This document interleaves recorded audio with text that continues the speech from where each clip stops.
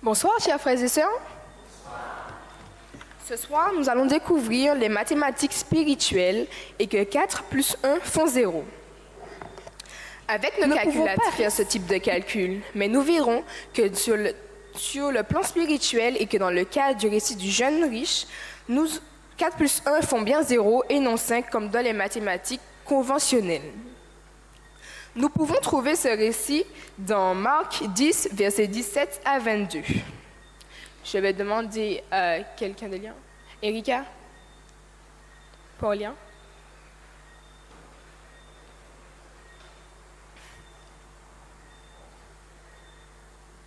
Marc 10, versets 17 à 22. Comme Jésus se mettait en chemin, un homme accourut et se jetant à genoux devant lui. Bon maître, lui demanda-t-il, que dois-je faire pour hériter la vie éternelle? Jésus lui dit, pourquoi m'appelles-tu bon? Il n'y a pas de bon que Dieu seul. Il n'y a de bon que Dieu seul. Tu connais les commandements. Tu ne commettras point d'adultère, tu ne tueras point, tu ne déroberas point, tu ne diras point de faux témoignages, tu ne feras tort à personne, honore ton père et ta mère. Il lui répondit, Maître, j'ai observé toutes ces choses dès ma jeunesse. Jésus l'ayant regardé, l'aima et lui dit, il te manque une chose, va, vends tout ce que tu as, donne-le aux pauvres, et tu auras un trésor dans le ciel. Puis, viens et suis-moi. Mais, affligé de cette parole, cet homme s'en alla tout triste, car il avait de grands biens. Merci. Dans ce récit, nous allons voir 5 actions que fit le jeune homme et les leçons que nous pouvons en tirer. Première action, il alla à Jésus quand il le devait. Dans le récit que nous venons de lire, et comme beaucoup d'autres évangiles, il est parlé d'un homme qui était jeune. Dieu nous dit dans sa parole que la meilleure époque pour venir à lui est lorsque nous sommes jeunes. Imaginez ceci, un couple. La jeune femme demande à son petit ami, « Dis Sébastien, c'est quand que tu me demandes en mariage ?» Et lui, il lui répond ceci, « Mais Clarisse, on a tout notre temps pour cela. » Quelques années plus tard, on les retrouve alors et Sébastien demande à son tour à Clarisse, « Clarisse, veux-tu m'épouser ?» Elle lui répond, « Mais Sébastien, il ne te reste plus beaucoup de temps. » Beau, jeune, fort, riche, en pleine possession de tous ses moyens. Il avait tout ce dont il avait besoin et ne désirait pas se marier. Mais c'est lorsqu'il s'est retrouvé âgé, malade, ridé et fatigué qu'il a ressenti le désir de se marier avec celle qu'il fréquentait. Ne donnons pas juste les restes, nous lui devons le meilleur. Donc, dans Ecclésiaste 12, verset 3, Salomon invite les jeunes à s'abandonner au Seigneur. Amen.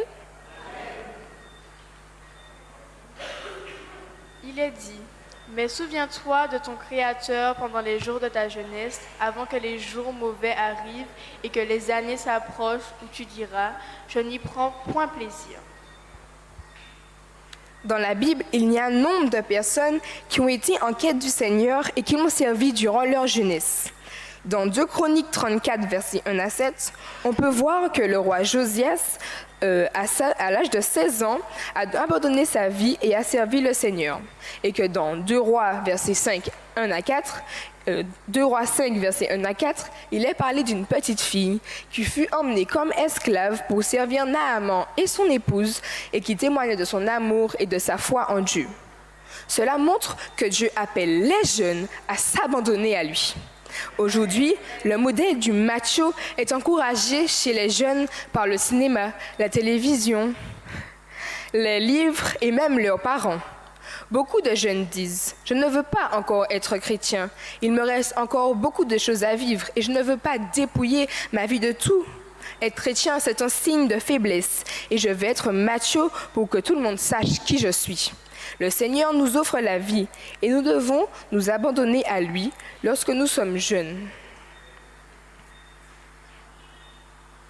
S'abandonner au Christ n'est pas un signe de faiblesse, mais au contraire un signe de force, un signe de force qui révèle que nous avons des convictions dans la vie. Beaucoup peuvent dire qu'ils sont machos, mais très peu en revanche peuvent déclarer être chrétiens. Car pour être un vrai chrétien, il faut prendre des risques pour Dieu et même risquer sa vie. Le monde n'a pas besoin de plus de machos, mais d'hommes bons comme Christ. Jeunes gens, il faut que nous fassions ce que fit le jeune homme riche. Accourons à Jésus lorsque nous sommes jeunes. Deuxième action, il alla à Jésus de la manière dont il le devait. Le jeune homme riche agit correctement. Il vint au moment où il devait, quand il était jeune, mais aussi il vint de la façon dont il devait. Dans Marc 10, verset 17, on peut lire « Un homme accourut et se jetant à genoux devant Jésus ». On peut constater deux actions particulières que le jeune homme riche quand il alla à Jésus. Premièrement, on nous dit qu'il vint en courant. Cela montre son empressement et son grand désir de rencontrer Dieu. Il voulait être le plus vite que possible avec lui. Lorsque Dieu se saisit de notre cœur, il nous permet de voir la solution unique qui est en lui. Nous devons aller à Jésus immédiatement, en courant. Certains sont au courant de l'œuvre de Christ, mais disent tout de même, c'est très bien, mais je vais attendre jusqu'à demain, ou la semaine prochaine, ou le mois prochain, ou même l'année prochaine. On pourrait faire une liste de tous ceux qui disent aujourd'hui, non, demain, mais pour qui demain n'arrive jamais. Écoutons ce chant.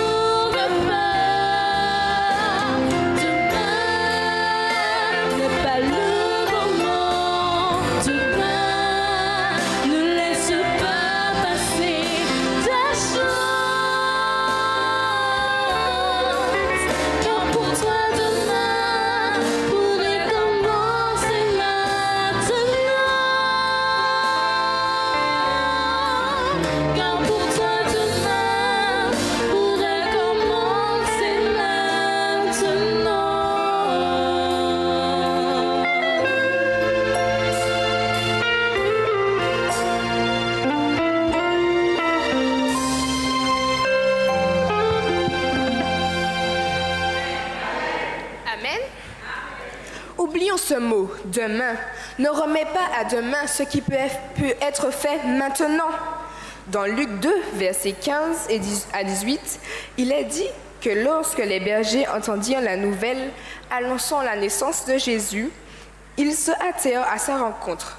Et dans Luc 19, il est mentionné qu'au moment où Jésus traversait Jéricho, il vit Zachée perché dans un arbre et lui dit « Hâte-toi de descendre, car je dois demeurer aujourd'hui dans ta maison. » Et Zachée répondit à l'appel du Seigneur.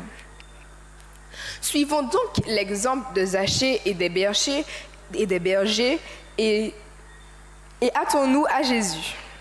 Deuxièmement, le verset continue en disant que le jeune homme riche se jeta à genoux devant Dieu. Pour beaucoup, il est très difficile de se mettre à genoux devant Dieu. Je ne parle pas là de l'acte physique de s'agenouiller, mais au contraire de l'attitude mentale d'accepter Dieu dans sa vie afin qu'il la dirige. Il y a des gens pour qui c'est facile d'aller à l'église, de donner des offrandes généreuses, mais dès qu'un appel est adressé, cela leur semble si difficile. Je ne connais pas grand-chose aux récoltes, mais on m'a dit que lorsque l'épi de blé est mûr, si l'épi est courbé, c'est que l'épi est lourd de grains. Et si l'épi est redressé vers le ciel, c'est que l'épi est vide. Et la récolte sera donc mauvaise. C'est une très bonne image qui illustre cette vérité. L'humilité produit des fruits, tandis que l'orgueil ne produit rien. Il se peut que les raisons pour lesquelles beaucoup n'abandonnent pas leur vie à Dieu soient l'orgueil, qui remplit le cœur, et la difficulté à accepter le fait qu'ils sont pécheurs. Mais quelques-uns diront, « Mais si je n'ai rien fait de mal, tout va bien pour moi. Je n'ai pas besoin de l'Église et encore moins de Dieu. » Mais quand une personne permet à l'Esprit Saint de se saisir de son cœur, elle reconnaît qu'il n'y a rien de bon en elle et qu'elle a péché, qu'elle a besoin du pardon, qu'elle a besoin de Christ. C'est alors que le Saint-Esprit œuvre en elle et comme l'épi de blé, elle courbe la tête car elle commence à porter les fruits du repentir qui sont les premiers fruits que nous produirons lorsque le Saint-Esprit entrera en nous. Mais ce jeune homme a vu l'amour que Christ avait pour les enfants qu'on lui amenait. Et son cœur brûlait d'amour pour le Maître. Il reconnaissait que Christ était le Sauveur. Le jeune homme alla à Jésus comme nous devrions le faire, en courant, c'est-à-dire en se hâtant, et en se mettant à genoux, c'est-à-dire avec humilité. Mais le jeune homme alla aussi vers celui vers qui il devait aller à Jésus. Les gens de notre époque essaient de tout substituer. Nous pourrions dire que notre société est la société du substitut. Les hommes ont maintenant fabriqué des substituts pour le sucre, pour le sel. Il y a des lampes qui remplacent le soleil. Nous remplaçons la nourriture par des pilules. Il y a des substituts pour le lait. Mais laissez-moi vous dire que dans la vie spirituelle, il n'y a pas de substitut pouvant remplacer Christ. Les hommes ont toujours essayé de trouver un substitut à Christ, mais ils n'en ont pas trouvé et n'en trouveront jamais. Les hommes des temps modernes essaient de trouver la paix en eux par les méditations transcendantales. Comme ils n'en trouvent pas, ils essaient alors de trouver un échappatoire à leur angoisse et leur inquiétude en prenant de la drogue, en buvant de l'alcool, en s'oubliant dans des plaisirs des sens, mais il n'y arrive toujours pas. Christ a toujours été, est toujours et sera toujours le seul et unique espoir afin de trouver la solution à nos problèmes.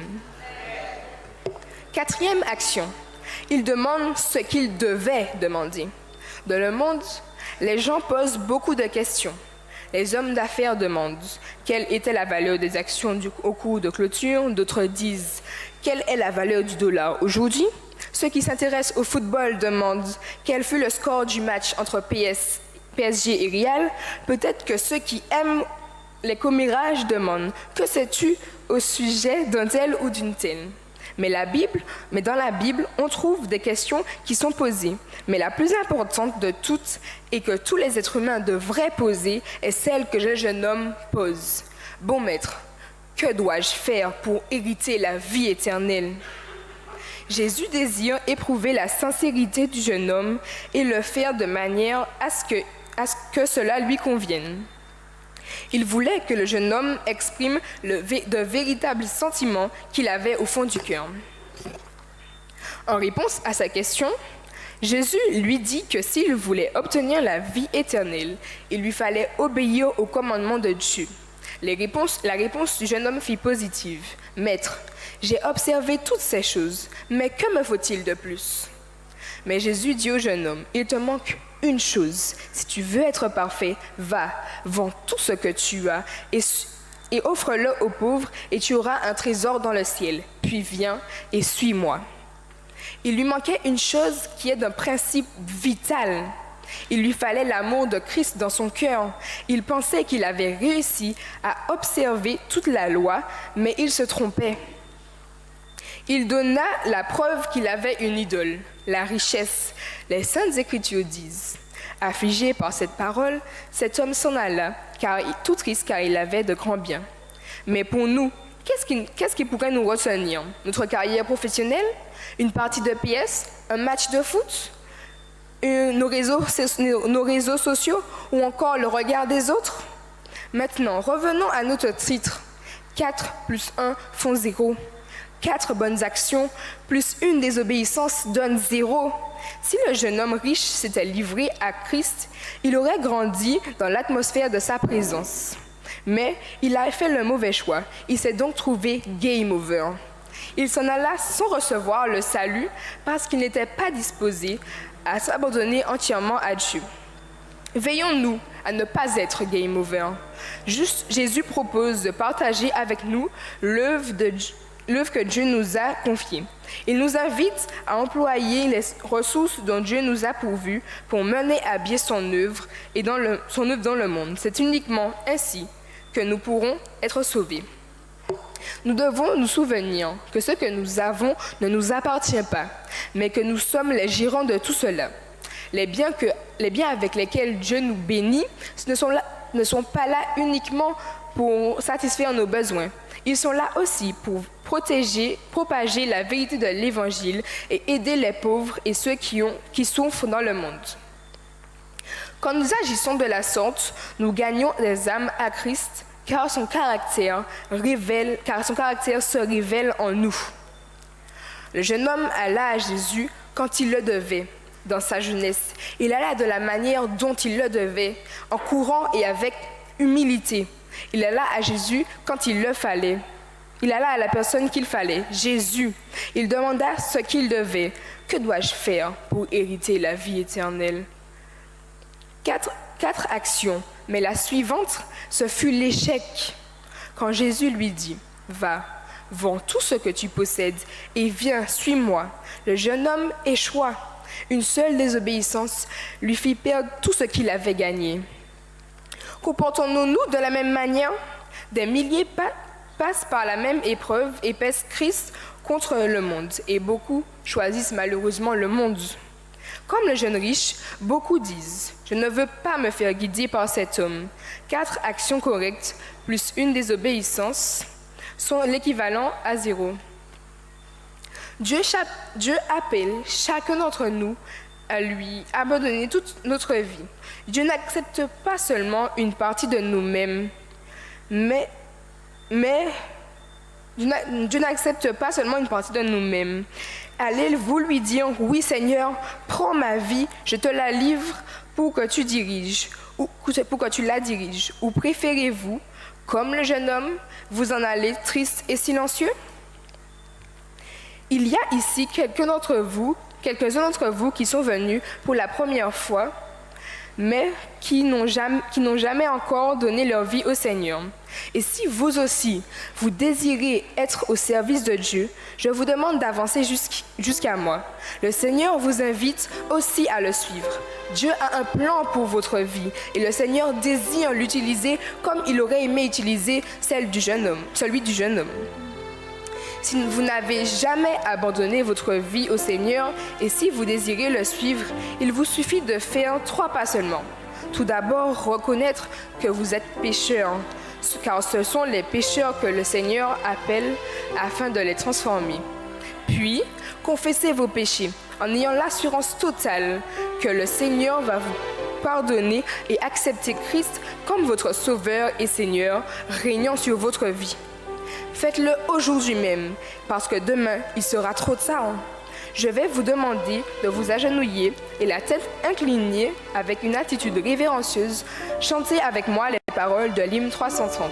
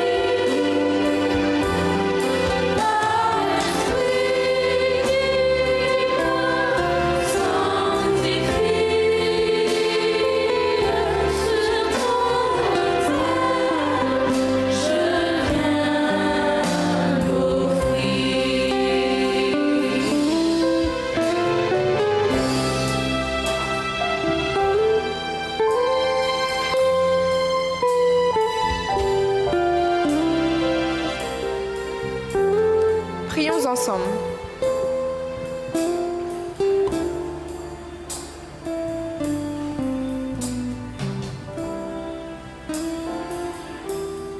Nous allons nous tenir debout pour une dernière prière avant notre séparation.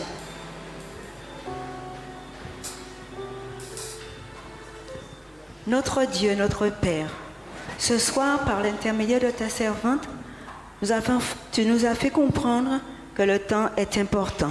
Nous devons le racheter, c'est-à-dire profiter du temps que tu nous donnes pour nous donner à toi, afin que nous recevions les bénédictions que tu as en réserve pour nous.